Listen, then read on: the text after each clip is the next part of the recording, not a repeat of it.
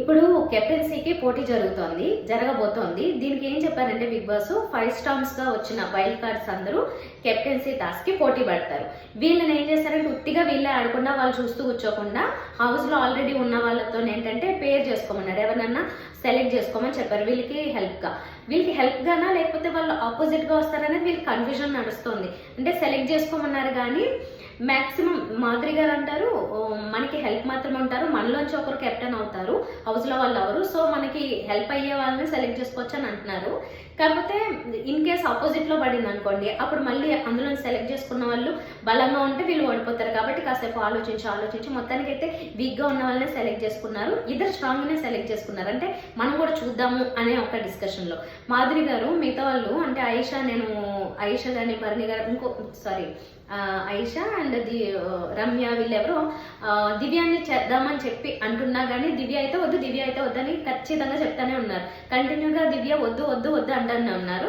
ఎందుకు వద్దు మీరు అసలు ఇంకా ముందు మేబీ ఆమె మీకు క్లోజ్ కూడా అవ్వచ్చేమో అని చెప్పేసి ముందు గేమ్లో ఎలా అన్నా ఉండొచ్చు, మీరు ఇప్పుడు ఇంతవరకు చూసే అట్లా డిసైడ్ అవ్వకండి ఎందుకని వద్దని చెప్పేసి అంటూ ఉన్నారు.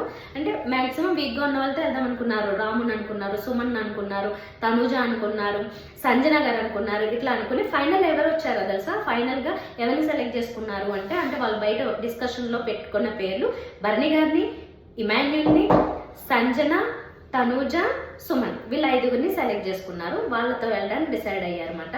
భరణి గారిని, ఇమాన్యుల్ని ఏంటంటే ఒకవేళ ఇన్ కేస్ అటువైపు కొంచెం స్ట్రాంగ్ గా ఉండాల్సి వచ్చినా కూడా లెట్స్ సీ వాళ్ళు ఎలా ఆడతారో మనతో ఎలా ఉంటుందో చూద్దామని చెప్పి వాళ్ళ పేర్లు చెప్పేసి అనుకున్నారు.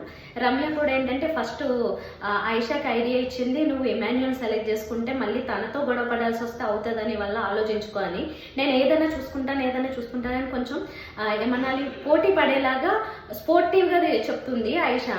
కానీ రమ్య మాత్రం కొన్ని అన్ని వైపులో ఆలోచించి చెప్తుంది. మొత్తానికి ఫైనల్ గా వీళ్ళు డిసైడ్ చేసుకున్నది అదండి. మళ్ళీ ఈ పేర్ల నుంచి ఇంకేమైనా మారుతాయని తెలియదు. బయట నిర్ణయించుకుని లోపలికి వెళ్ళిపోయి మాత్రం ఈ పేర్లతోనే వెళ్ళారు. ఎవరు ఫైనల్ గా భరణి గారు, ఇమ్ము, సంజన గారు, తనూజ, సుమన్. That's it.